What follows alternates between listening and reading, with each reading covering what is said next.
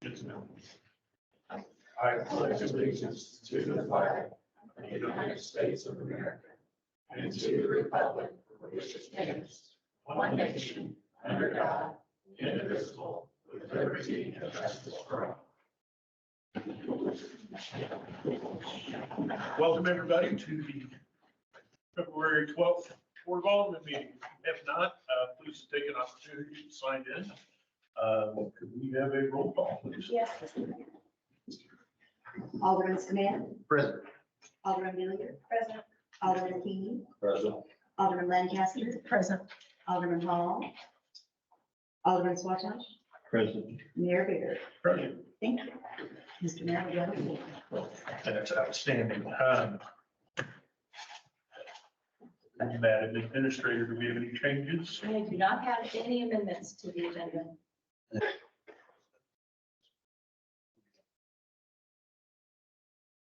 I'll make a motion to approve the agenda. Is that good? We do have a first and a second. Alderman Smith. Yes. Alderman Willard. Yes. Alderman King. Yes. Alderman Lancaster. Yes. Alderman Swatch. Yes. Thank you. Very good. Next item up is our consent agenda. We are going to vote on minutes of the special sessions from October 30th, 2023, November 2nd, 2023, and November 6th, 2023, as well as the regular meeting minutes from January 22nd, 2024. Does anybody need any of those pulled out for changes or questions? We will also be voting on the January and February of this year outstanding invoices, checks, and draft paid invoices, department head reports, and board attendance reports. Does anybody have any questions? Need any of those pulled out? If not, I would ask for approval of the consent agenda. I'll make a motion to approve the consent agenda. Second. We do have a first and a second. Alderman Smith. Yes. Alderman Willard. Yes. Alderman King. Yes. Alderman Lancaster. Yes. Alderman Swatch. Yes. Thank you. All right, next item up is we've all just been given the current outstanding invoices and paid invoices for January and February. If you take a moment to review those, and then you can ask questions or approve when you're ready.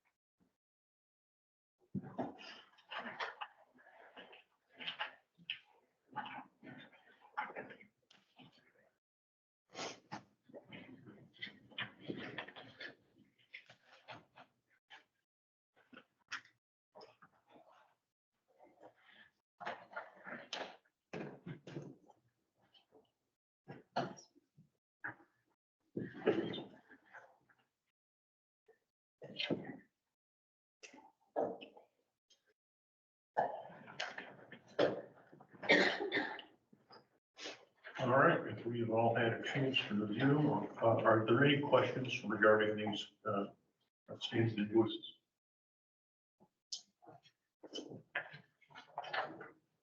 Or the paid invoices from last month?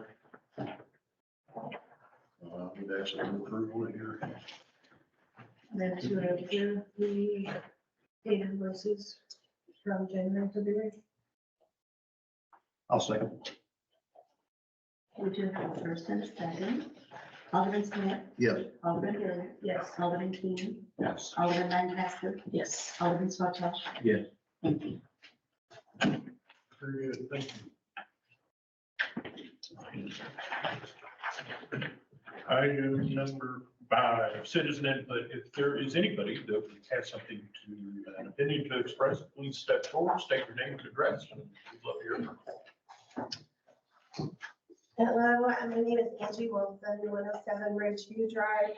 I wanted to thank the board and the city for finally taking measures to record and broadcast meetings as requested by residents in recent months through emails and remarks at these meetings and in comments online. We appreciate the effort that you've taken to do this. I had a couple of comments regarding the minutes that are in the packet. I know you just approved them. As I've been paying attention to the meetings for the last few months, I noticed that the citizen input was omitted from the November 2nd minutes. There was in fact citizen input by Brad Mowell. I didn't get to attend that meeting, but I listened to a recording afterward, and his citizen input urged the board to seek training regarding sunshine law, and also urged the board to disconnect from the Willard City News and Issues Facebook group, which at that time was moderated by interim city administrator Stewart and Alderman King's household. And so I request the minutes be corrected to reflect his citizen input at the November 2nd meeting. And also in the January 22nd minutes, the mayor's statement is listed as there was not a second read on the ordinance for sewer rate increase because we are waiting for rate surveys to be completed. In fact, what he said was we do not have a second read on the sewer rate increase tonight. We had a glitch in our advertising for public hearing, and we need to renew that notice before moving forward. I would request that the minutes be corrected or amended to reflect what the mayor actually said, because it is a substantive difference. And I thank you all for your dedication to the residents of Willard. Thank you very much. Is there anybody else who'd like to step forward? Hello. Hello. Hi, my name is Megan Applegate. I live at 721 Colby Street. First, thank you for implementing citizen feedback and begin recording the meetings. Tonight, I want to bring up an event that happened on November 27th, and I ask that the board work on being more consistent moving forward. On November 27th, the board chose to deny a request of waiving of sunshine fees. The sunshine request was submitted by citizen Angie Wilson for banking statements that she asked to be sent directly to the state auditor. This request stemmed from an alderman who was recently resigned by pleading guilty to embezzlement and identity theft charges. This alderman was also mayor prior to his board seat and committed the crimes at his employer during his time in the city. Alderman Lancaster, Swatosh, Villier, and Smith chose to deny Ms. Wilson because they didn't want to set a precedent, and also took advice from former city attorney who stated that all cities he represented doesn't waive fees. Following that meeting, I submitted a sunshine request to find out how many sunshine requests the city responded to from January 1st to November 28th, 2023, and how many were charged a fee. The clerk let me know my request would take some time and mentioned there would be a charge for the request. It would take a while to gather the information, and over a month later, I received the answer. City Hall received 25 sunshine requests, out of which one was charged a fee. It seems obvious the one request that was charged a fee was for the records to be sent directly from the city to the state auditor's office. How can you set a precedence when you never charged a fee to begin with? The sole purpose of subsection 7 of the city ordinance is for the board to be able to waive fees when the sunshine request is in the public interest. If there was ever an occasion that fit into that category, that was it. Why was the only fee the board chose to charge a fee on was the request that was sent directly to the Missouri State Auditor's Office? Thank you. And thank you very much. Is there anybody else who cares to step forward? Hello, Larry. Hi, I'm Larry Quitman. I live at 508 Pines. And this November, I would expect that we will have the best voter turnout of any election that will be held for the next 4 years. That being said, I would ask that the board consider putting a sales tax proposal on the ballot if there is time to do that. With regard to imposing a sales tax or providing for a sales tax to be charged on any cannabis that might be sold in the city in the event that there ever is a dispensary here. I know we don't have one at this time. I think that it would be prudent to go ahead and have that in place in the event that someone does elect to try to get one established. That's all I have. If you would consider that, and if there is time to still get it on the ballot, I think this coming election would be the time to do that, for the November election, rather. Thank you. Thank you, sir. Is there anybody else who would care to step forward? All right. Seeing none, we will move on to item number 6. Ronald McDonald House proclamation that I have here. Whereas Springfield 2 Ronald McDonald houses have provided a home away from home and an invaluable source of hope and comfort for families of seriously ill and injured children who must travel far from home for medical treatment. And whereas the 2 Ronald McDonald houses located in Springfield, Missouri, allow their guests to maintain close contact with their seriously ill children by providing a secure and supportive environment at no required cost. And whereas the Ronald McDonald House near Cox South and the house at Mercy Kids have served the needs of over 913 Greene County families, 62 of which are residents of Willard. And whereas on Wednesday, January 24th, 2024, 70 McDonald's restaurants and various other locations will begin showing their support by asking customers to share the heart by adopting a $1, $5, and $20 to Ronald McDonald House Charities of the Ozarks through the Share a Heart campaign. And whereas the following generous contributors have provided sponsorship, funding, and underwriting the costs for the Share a Heart campaign: McDonald's of the Ozarks, KY3 Television, Great Southern Bank, Mid-Am Metal Forming, and Color Graphic Printing. And whereas McDonald's of Willard is a participant in the Share a Heart campaign, which will continue through February 29, 2024.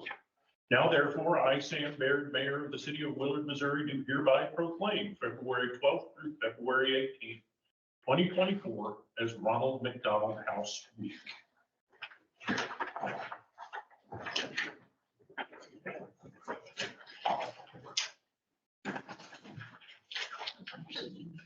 Oh, got it. Very good. All right, item number 7, presentation by Jennifer Engler. I believe I've got that right. Yeah. All right. Army Corps of Engineers regarding water and Stockton Lake.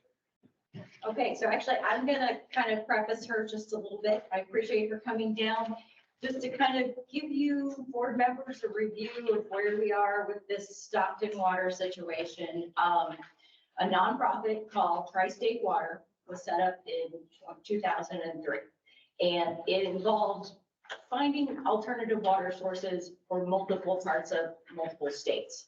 They figured out over time that moving water from one state to another was a problem, so Southwest Water is now what serves the Southwest Missouri kind of corner. They have done studies of the aquifer and kind of concluded that the option of having surface water is something that will benefit Southwest Missouri going into the future. As our populations increase, our water needs increase, and at some point, the aquifers may not be able to keep up. So having additional options is a good thing. The agreement they're working on is with the Army Corps of Engineers, Stockton Lake. And Mr. Smith had asked if we could reach out to them and have someone come kind of give us additional information on what that process looks like. And the big question of, well, couldn't everybody use water from the lake? Was that kind of the general question? I think so. It's been a while. We've all slept. So anyway, I'm really appreciative of Jennifer coming down to talk to us, and I'm going to let you have the floor now.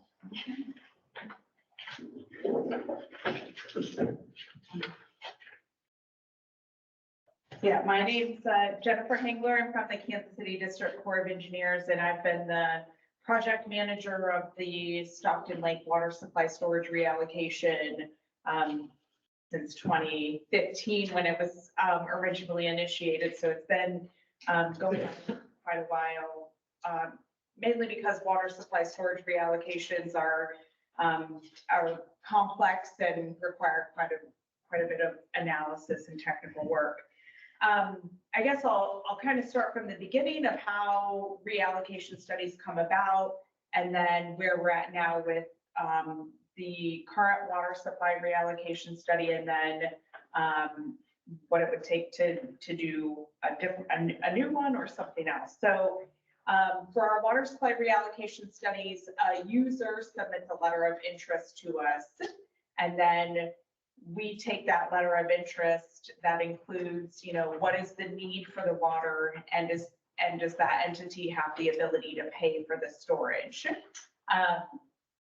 Through that, water supply reallocation studies can be funded a variety of ways.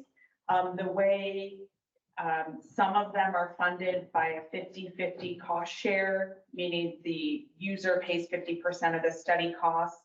Other times they've been budgeted where it's 100% federal upfront because the storage does cost quite a bit. So the Treasury makes back the money once the storage is reallocated and paid for. So in the case of Stockton, the study cost has been probably 90% federally funded. Tri-State or Southwest Missouri Water has provided $225,000 of contributed funds for us to finish the study. And Tri-State did originally request the reallocation study in 2007, but it was never provided funding until 2014. So it kind of depends on what kind of budget requests are in and who gets funding. But in this case, it did take quite a bit of time between the original request and reallocation study. So at this point with the Stockton reallocation study, we're proposing to reallocate about 93,000 acre feet of storage, some from the flood control pool, some from the multi-purpose pool, and it's going to equate to about 39 MGD for the Southwest Missouri region. Again, there's these studies that were done accounted for a 16 county region in the Southwest area and determined, and that's how we kind of determined the 39 MGD. 30 MGD was for the membership of Tri-State at that time, with a contingency of some additional MGD in case communities that hadn't originally signed up would be interested in obtaining some of that storage. And again, I guess we sell storage, we don't sell water. So we have the storage. If there is a significant drought, that column of storage is depleted, and users are apportioned a percentage of the inflow and are also assigned some sort of evaporation to that. So there's a lot of technical things, I guess, that we could get into, but does that at least answer maybe some of process questions about how reallocations are started. And right now we're getting ready to resubmit the final report back to our headquarters office or back to our division office, which then it's officially transmitted to headquarters once they determine that we've adequately addressed all of their comments.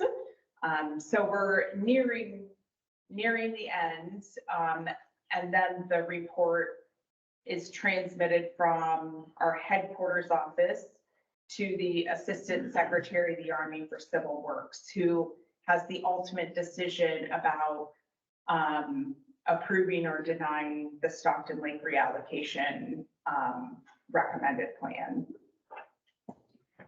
So it's quite a process.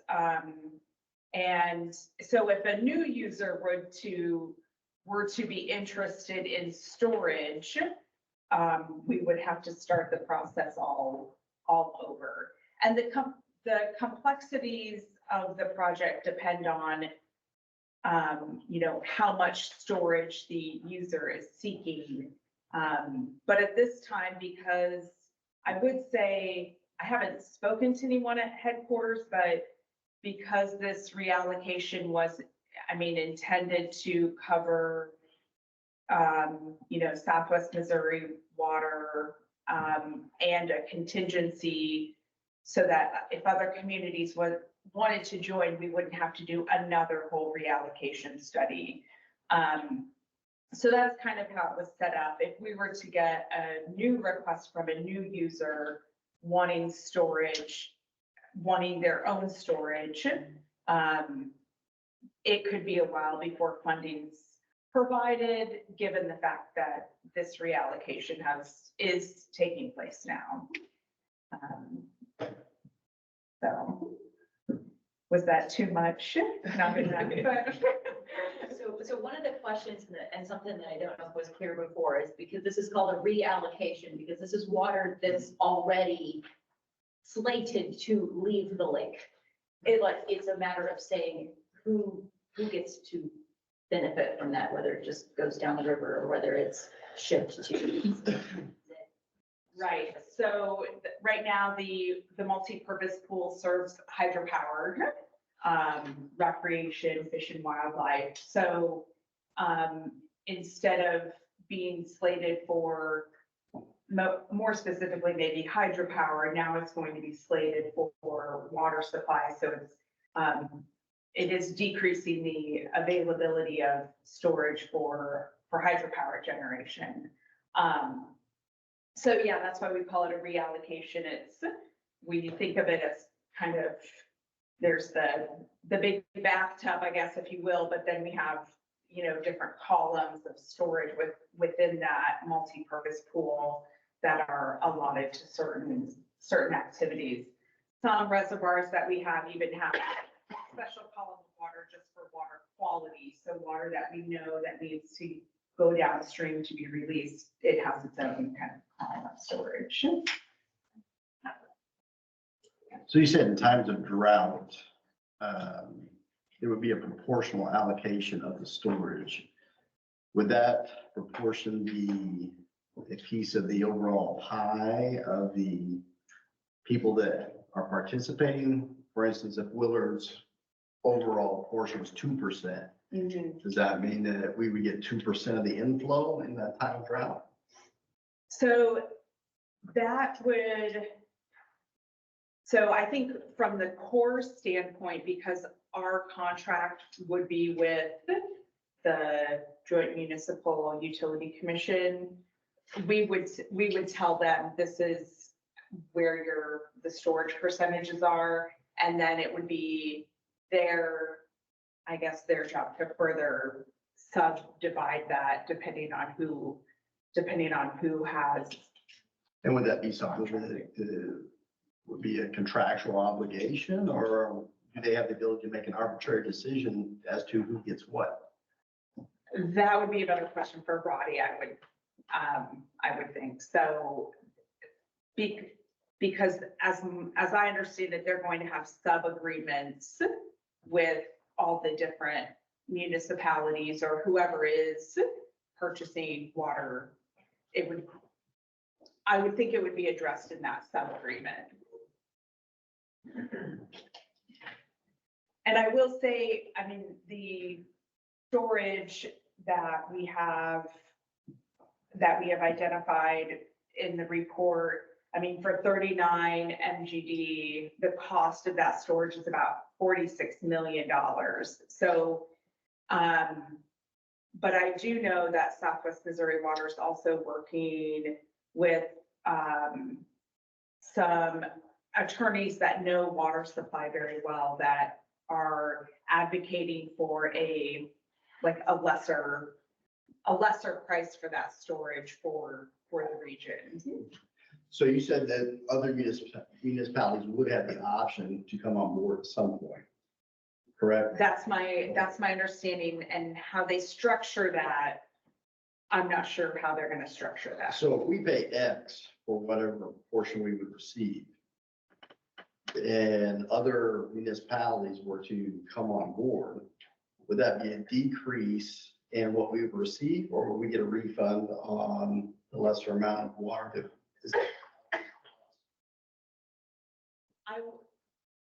I would think that they wouldn't over allocate their apportionment, I guess. So if Willard wants to purchase, 1 MGD, then that's taken off the table. And if somebody else comes in and there's only a half MGD left in the bucket, that's all that's That's all they left. can get. Yeah, that's my understanding of how they would structure, of how they're structuring things. But again, I would defer to Roddy on those subcontracts.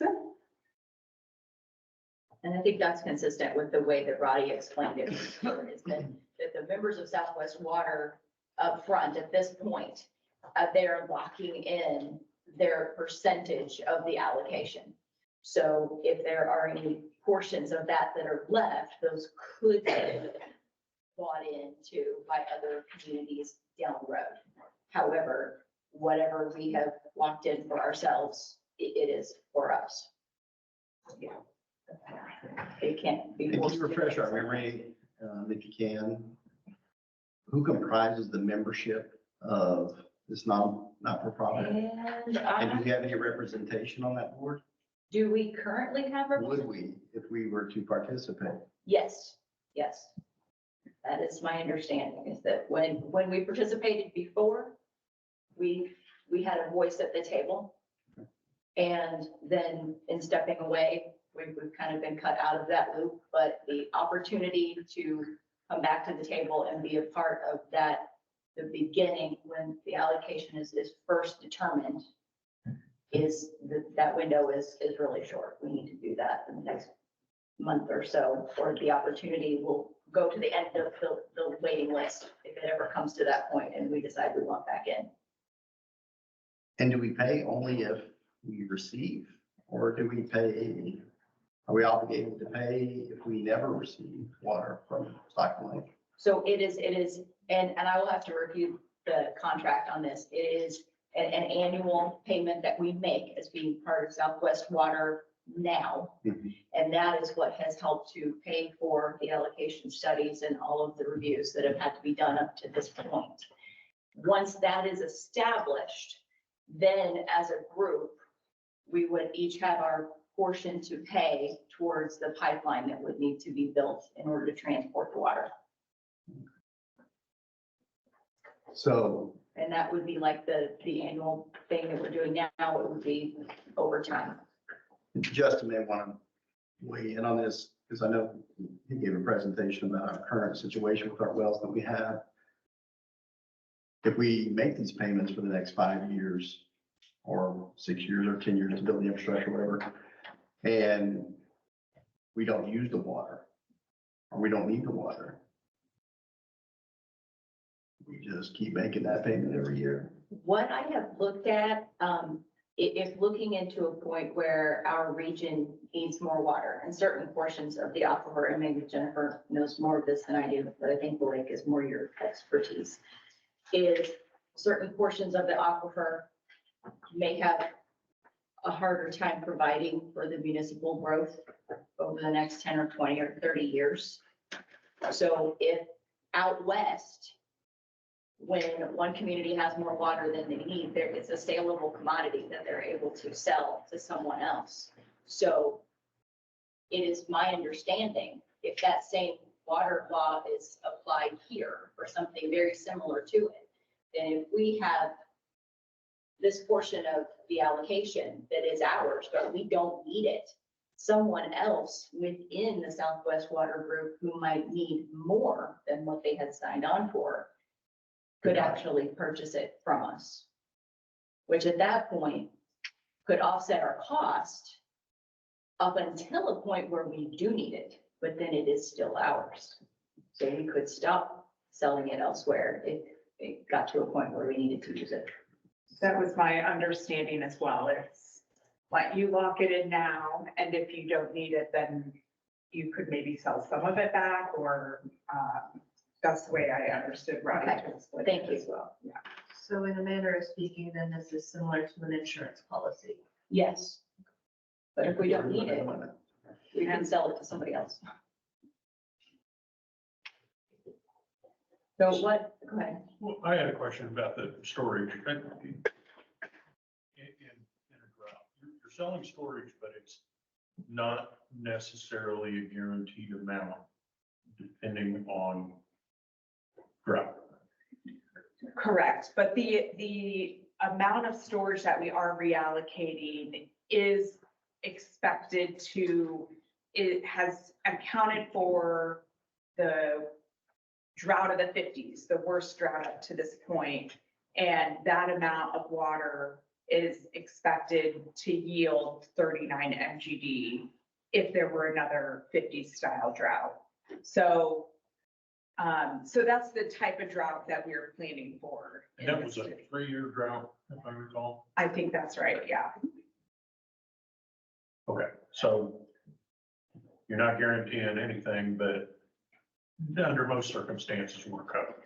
Yes. Okay, very good. And so I have one question for Jennifer, and it somewhat addresses the aquifer issue and somewhat the allocation like storage is, from what I've read and understand, the studies of projected climate changes, we're going to have more extreme weather events. So in that case, we have a larger amount of water that is dumped suddenly on us, and it either flows into a lake where it is able to be stored, or it flows onto the ocean, but at that point, it's not soaking in and rebuilding the water table. So if we saw over a pattern of years or decades where we were having these severe, drought and then extreme water events, then the lake storage would be an excellent way to hold water. What, is that something that the Corps of Engineers has looked at all, the extreme weather changes? So we do have a climate change assessment as part of the reallocation study. Right now, those are very qualitative in nature, like as you said, more extreme events, either, more rain or, extended drier periods. It's pretty expensive to do a quantitative climate change assessment to then start assigning maybe some numbers to assist with the modeling. And at this point, those quantitative climate change assessments are more for the coastal areas that they're accounting for. So we have a qualitative assessment that generally describes what's occurring and maybe what could occur, but we haven't signed a numerical value to that. And as far as the aquifer, I'd really have to probably defer to like USGS. They've done some pretty extensive studies, and those were taken into account though, back when Tri-State started doing, they did a water supply demand study and a water supply study, what do we need and what do we have? And that did take into account that groundwater would be available for some parts of the region. So that was also kind of how the demand was determined. It did take into account groundwater availability, especially in the Springfield area. So does that answer? I think so, but that was.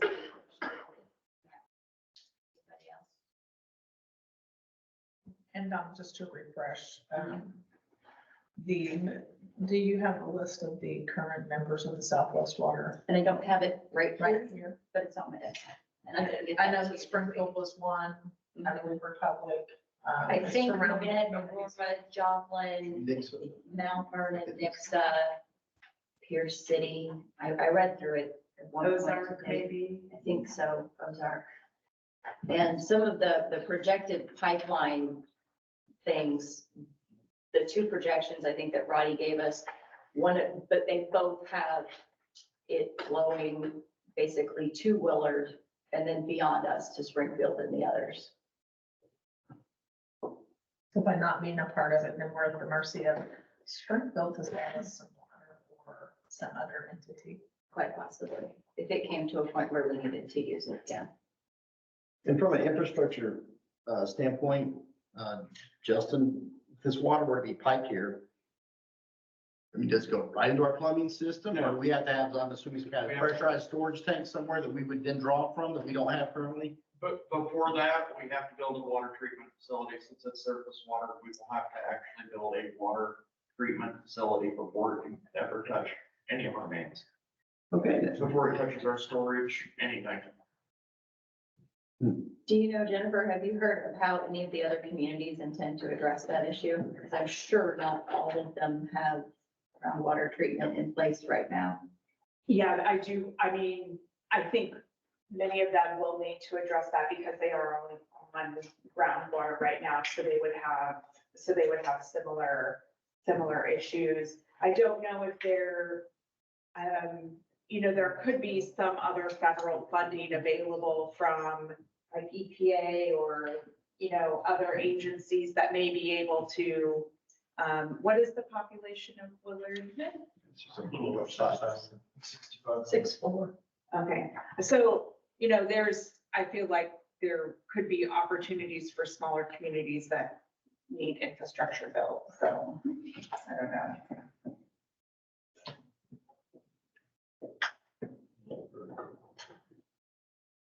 Any other questions? Thank you very Thank you. much. Thank you. I I did- appreciate your coming. Yeah, no problem. I did make just a really simple handout Okay. it also has my contact information on it, so if there's any follow-up questions, please don't hesitate to reach out. And what my intention is after this load of information is to come back on the next agenda and talk about what our specific costs would be to participate if we wanted a seat at the table to get back involved with Southwest Water and to anticipate some of the cost of that treatment, what that might look like. I know Roddy's been involved in communities in Africa where they've tried to bring potable water to areas. So I think the technology continues to improve, and maybe 10 or 20 years down the road when we need it, it may be even less expensive than what we can predict now. And then I want to look more into the possible advantage of the sale of water, like in other parts of the nation where I know they're already doing that because they're in trouble. So that's just a preview of next time. Thank you so much. Yeah, thank you. Thank you.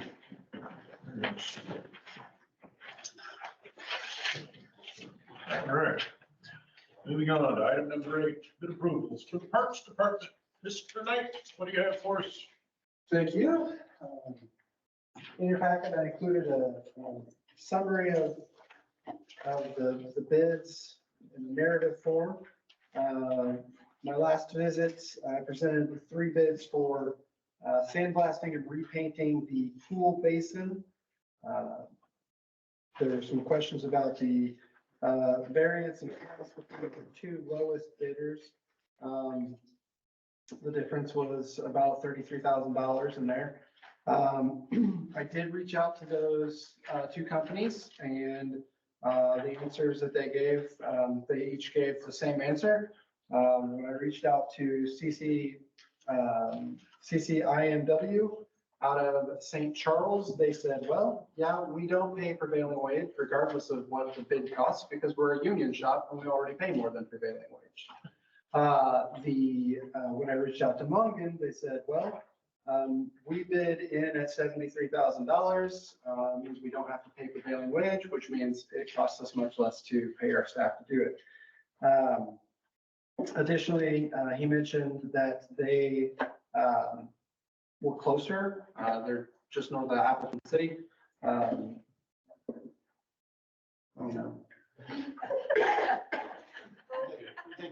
I'm gonna need that special expense to fix the, anyway. So, anyway, and the other company is out of St. Charles, so the mobilization cost was gonna be a little bit more. Whoever follows me, I'm sorry. I'm gentle. So I also reached out and checked references. Every reference that returned was positive for both companies. And Nixa, who I had mentioned, said they had a little difficulty. Matt Krause, the Parks Director, and Nixa replied with a lengthy email that said, listen, we didn't have a problem. I just was really type A on this is what the paint specs say. He said also, I am not a pool painter. So when they assured me that 2 degrees was not going to make the difference between whether the paint would peel up or not, I had to go back and forth with them, but eventually what they did was they extended that warranty by an additional 5 years because they were confident in that work. So given that information, I would recommend to approve Mongan for that process.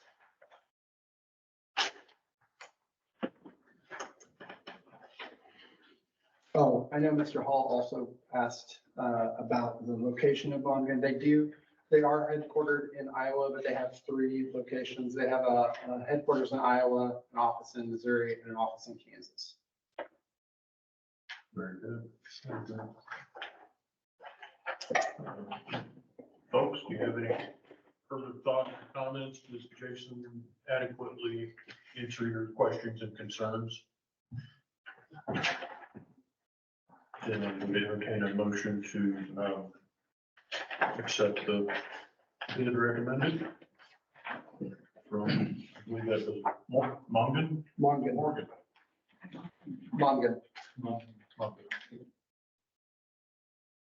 I'll make a motion to accept the bid as recommended by Jason from Mongan.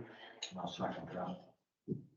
We have a first and a second. Alderman Smith, Yes. Alderman Willard, Yes. Alderman Keenan, Yes. Alderman Lancaster, Yes. Alderman Swallow. Yes.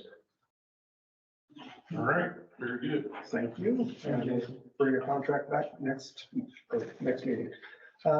Next up, I believe, is the heating and ventilation units over at the Recreation Center. We had 4 bidders come out and participate in that bid. DeLong Plumbing, Gold Mechanical, Jameson Heating and Air, and Specialty Heating and Air. These were much more similar in cost for the units. We had 3 train bids and a carrier bid. The carrier bid was significantly more expensive than the train bids. The low bid on the train unit was a 15-ton as opposed to a 20-ton. Currently, that building is operating on a 20-ton unit. Would be recommended to go back with that same 20-ton unit. DeLong Plumbing, Heating and Air came in with a low bid by about $3,000, just with the same warranty as Gold. And I would recommend, based on that, going with DeLong Plumbing and Heating to replace that unit. How long was warranty? It's a 5-year heat exchange, 5-year compressor, 1-year parts and labor.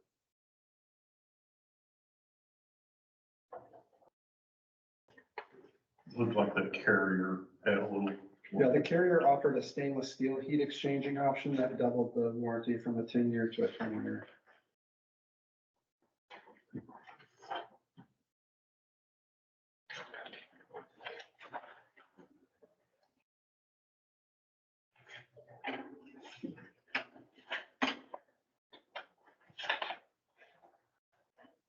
Did Specialty Heating and Air give any reason why they quoted a smaller unit? They did not.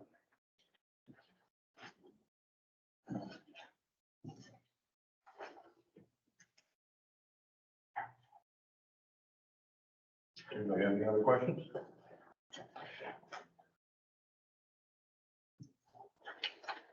You said you like the long? The one, I'll make a motion that we approve to grant the contract for the heat units, is it heat and air conditioning yes, heating and air. for the rec center, to be granted to the long one in there? A second. You do have a first and a second. Alderman Smith, Yes. Alderman Billy. Yes. Alderman King, Yes. Alderman Lancaster. Yes. Alderman Spotted. Yeah.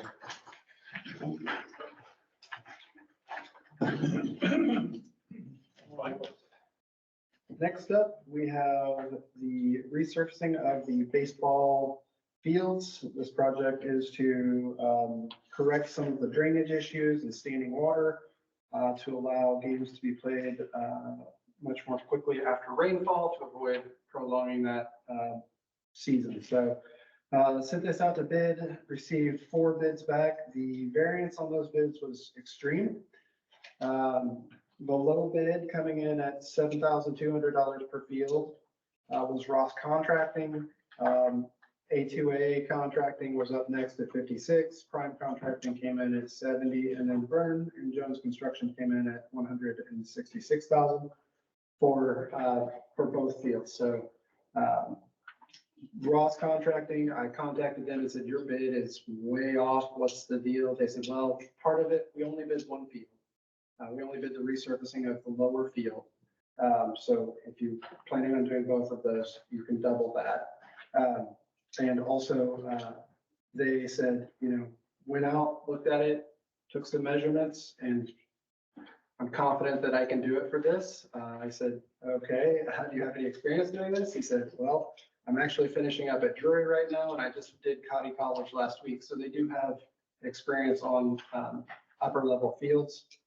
So I found that to be much more reassuring. Probably, however, the biggest draw to me beyond just being a much lower bid is that they are within the amount that I had already budgeted for this project. I appreciate that. So I spoke with him over the phone. He said, your fields are in good shape. I have a source for your infield field mix that you're using. It's very similar to what you already have. And I'm confident that I can do the work for what I did. I would recommend going with Ross Contracting, and I would also recommend only doing one field this year, and then cycle in the second field next year and rotate those fields so that we don't end up biting off a large portion of that.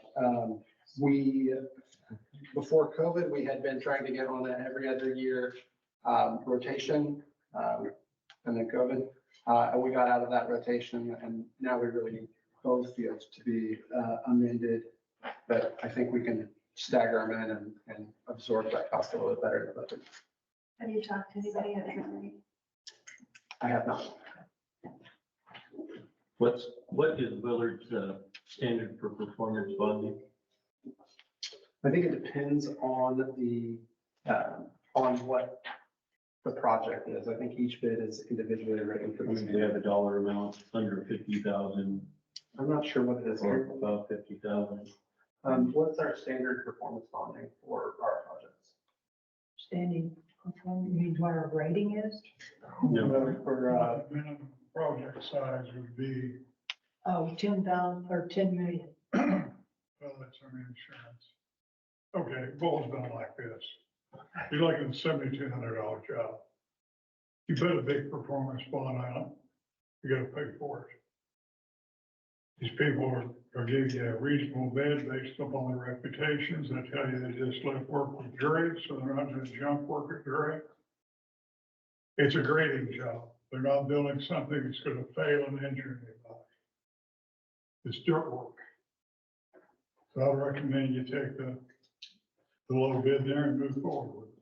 Wouldn't their bonding rate be like 0.009, 0.09, Pardon? couple $100 for performance bond?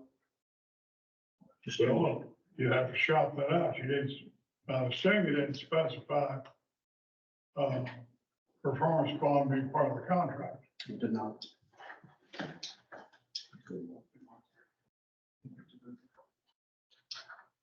But I think you're gagging on that too.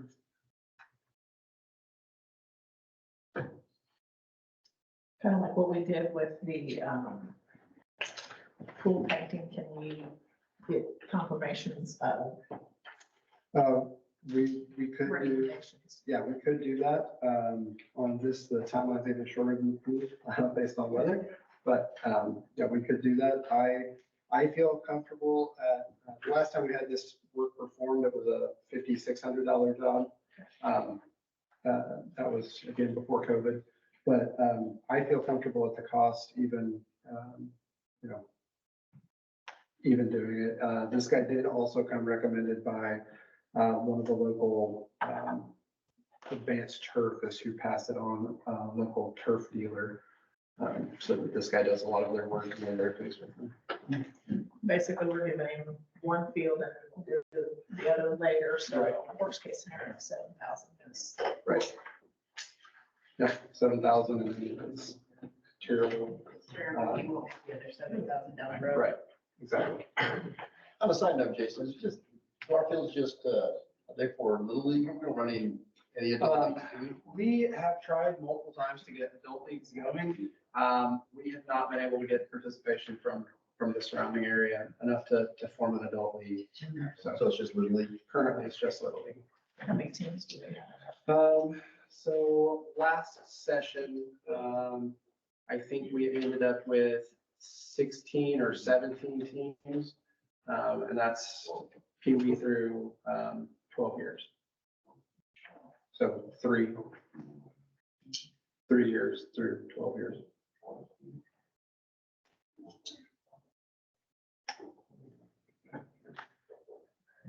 Very good. Any other questions? Would you like to move forward on one of the bids?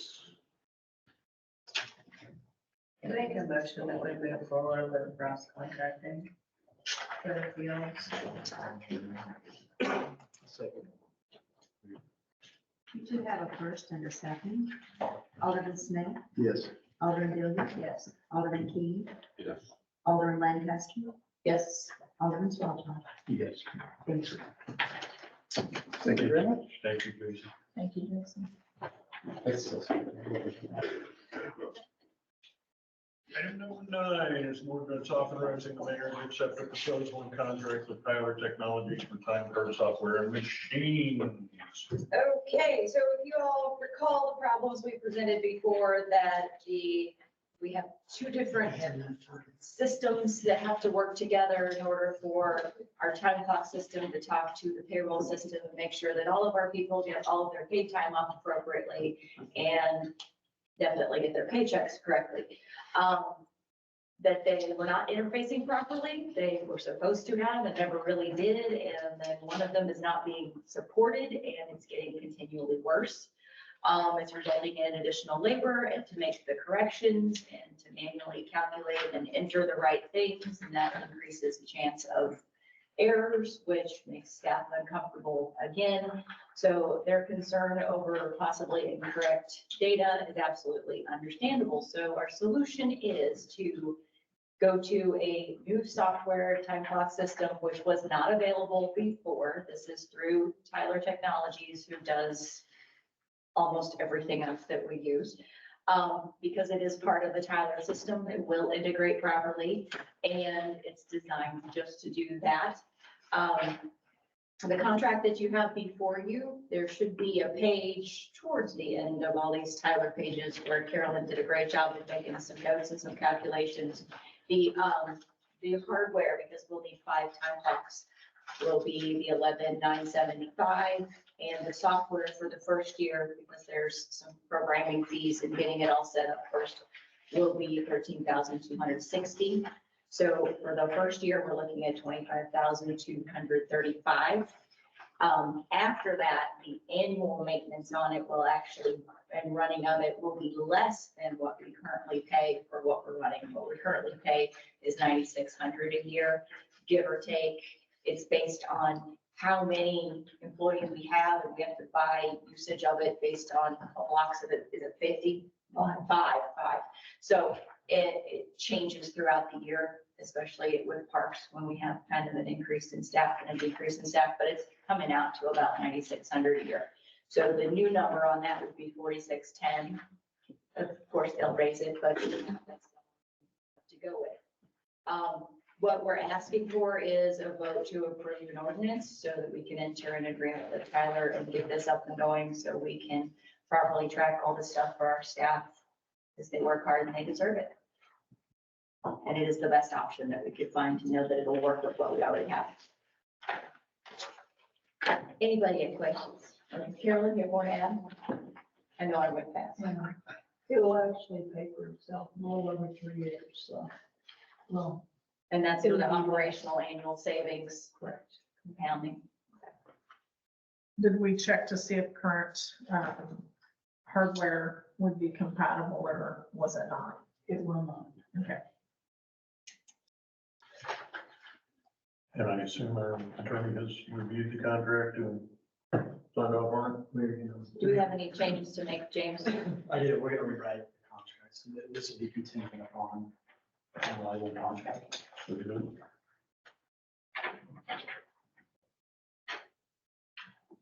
Any other questions? We have our first reading. An ordinance accepting an agreement with Tyler Technologies Incorporated for time and attendance software for the City of Willard and authorizing the mayor to execute all necessary documents on behalf of the City of Willard to accept the agreement. I'll make a motion to accept as read. I'll second them. We do have a first and a second. Alderman Smith, Yes. Alderman Gilliard, Yes. Alderman Keenan, Yes. Alderman Lancaster, Yes. and Alderman Smith. Yeah. Very good. Item number 10, ordinance authorizing the mayor to approve a contract with IAM EIS for software for public works. Okay, we talked about this one before too. What this is, it would be an add-on, it would be another thing, another tool for public works. They can use their existing hardware, phones and tablets. This is an online-based service, and Justin can correct me on anything that I don't have right here. This is going to average out to a cost of $192 a week. The annual cost is $10,000 for the first year and $7,500 after that. And of course, like everything else, they say it's $7,500 a year, but we know that can change. The benefits to this is it'll allow us to go digital on more stuff, and it's going to limit our paper. It'll speed up communication and performance for the staff. They can get job orders remotely instead of having to come back into the hub every time, as well as the girls in the main office can get updates when things are completed more promptly. So we'll have, it'll improve specific location data so that anytime they go out on a job order, they will have access to every bit of information. Justin is able to customize the layers that the company will put in there as far as if there's special needs, things they need to know about the location of the connections or things underground or dogs in the yard. All of that can increase efficiency and safety for our staff and allow them to better be prepared on each and every job site. And within it, they can also establish a maintenance schedule, and it will continually offer up reminders on all of these different things up until the job is actually done and completed and in the system. So those are the aspects that Justin has told me that he's excited about. I don't have here. He's hiding in the back. So what we're asking is for you to approve this. It's not specifically in the budget, but Justin believes he can rework his system in order to make it pay for itself because we will have a more efficient staff. Asking for approval to allow us, the mayor, to enter into the contract and get this up and running to make our public works department more efficient and professional and modern.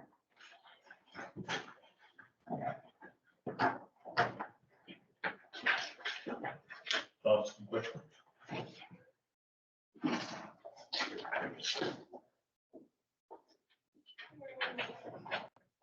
Our staff, aside from Justin, thinking about working this into the budget, since we did not yet approve the rate increases.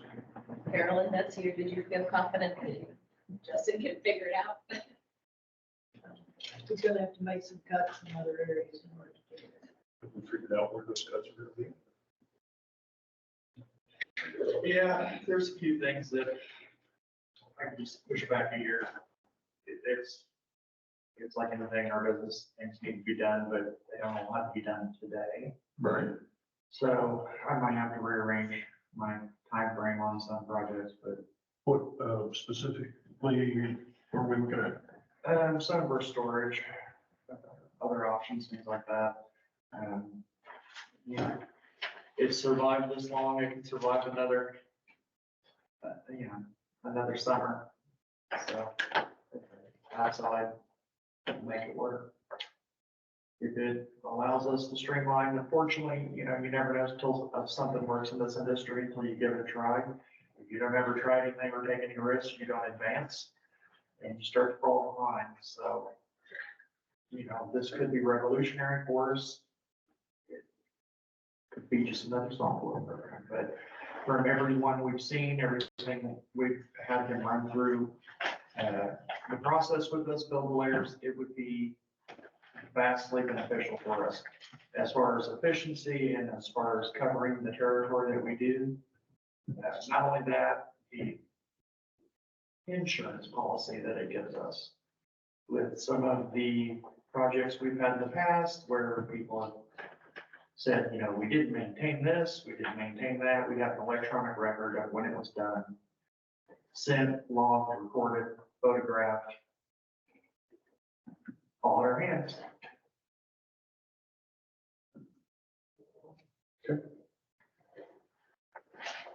Any other questions? Could we have our first reading? An ordinance accepting the agreement with IMGIS for public works software services and authorizing the mayor to execute all necessary documents on behalf of the city of Willard.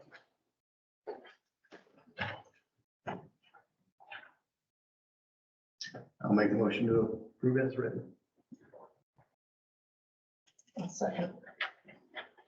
We do have a first and a second. Alderman Smith, Yes. Alderman Bailey, Yes. Alderman King, Yes. Alderman Lancaster, Yes. Alderman Swartfield. Yeah. Thank you. All righty, thank you. Item 11, ordinance authorizing the mayor to enter into an agreement with Carl Brown, gettinggreatrates.com for water and sewer rate studies. We have a first and second read tonight. Okay, so we have talked and talked ad nauseam about the water and sewer rate studies, and this is the most professional and thorough guy that I could find. This is what he specializes in, and we were really comparing what he could do versus an engineering firm, and they would be great at it, but he would be even greater. I mean, it's on the website. Great, getting great rate stuff on them. The benefits of working with him, the engineering firm for the water and water rate study and the sewer rate study combined, we're going to come out to $30,000. He can do the two of them combined for $22,790. So it's a little more than $7,000 less. You can read in the contract yourself, but he will be extremely thorough. He has been well recommended. I was very pleased that the city administrator of Rogersville even sent me a copy of what his product had been for them, a portion of it he will do 3 or 4 different scenarios for us. Once we tell him what our 5 and 10-year projections are on what it is we're looking at capital infrastructure. For conversations have been around a wastewater treatment plant, additional wells. We probably even could talk about some of perhaps the Southwest Water Group expenses, because that will relate back to our water. It just now occurred to me that that could be part of what he will take in.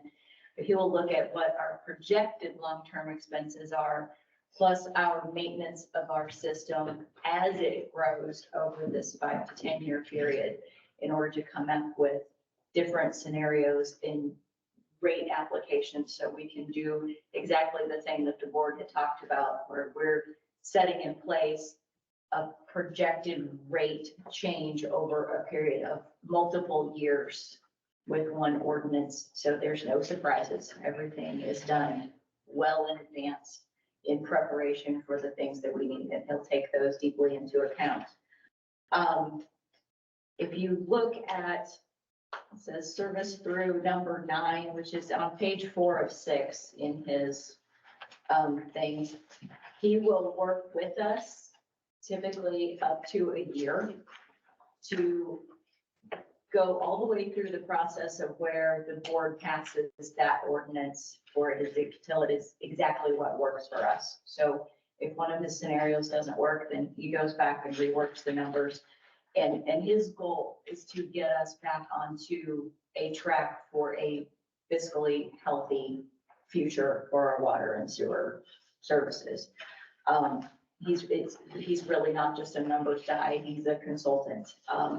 In the process of him gaining information from me to come up with his quote for services, we spent about an hour and a half on the phone, and he was able to ask me very deep questions to understand what our system looks like now, and looking at what our rates are now. And just at a glance, he was able to say, oh yes, you will absolutely need to make some increases in order to just reach the break-even level. And I did honestly ask him about the 10% rate increase that we've been discussing and are now planning for, and he said that absolutely falls in line with what we need to do in order to straighten out the situation, but that will not be enough. So what we're asking is for you to pass this ordinance in order to enter an agreement with Carl Brown for his services. And I did ask for a first and a second read tonight so that I can call him tomorrow and we can immediately get started on with the services that he needs to do for us.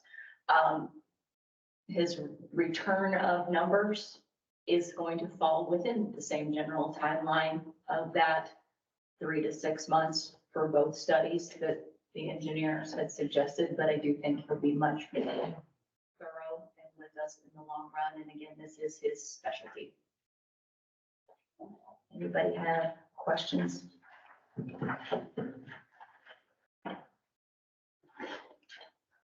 Seeing none, I would ask for a first reading. An ordinance accepting an agreement with Getting Great Rates of Home for water and sewer rate analysis services and authorizing the mayor.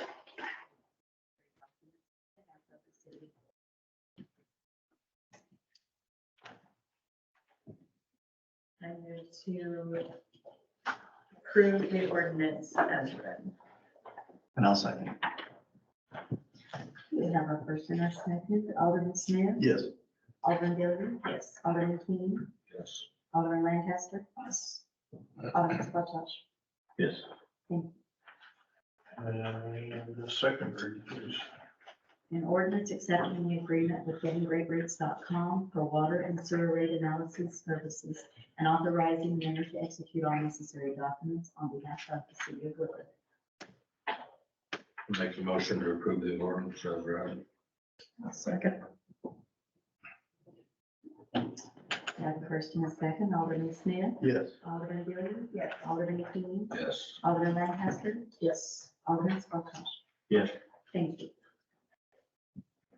Thank you, very good. Moving forward on that. Item number 12, sewer project status report, Mr. Bowden.